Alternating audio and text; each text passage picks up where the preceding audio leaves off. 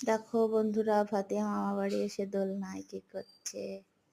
সবসময় মামা বাড়ি এসে এটাই করতে থাকে। এটা ওকে কেউ শেখায়নি, একা একাই শিখছে। আর আমি সবসময় ওর ভিডিও করতেই থাকি। আর অনেক ছোটবেলা থেকে এরকম করতে থাকে। এটা ওর মামা বাড়ি। মামা বাড়ি ও দোলনাতে যখনই চড়বে এই খেলাটা নিজে নিজেই খেলবে, আর আমাকে বলবে ভিডিও করতে।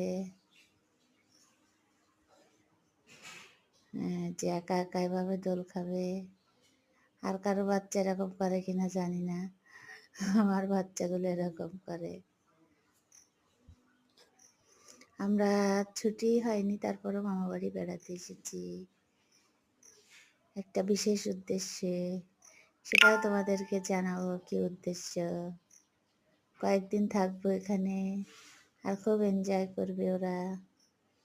এটা হচ্ছে ওর মামাতো ভাই আর ফাতিয়া, দুজন মিলে দোলনায় দোল খাচ্ছে।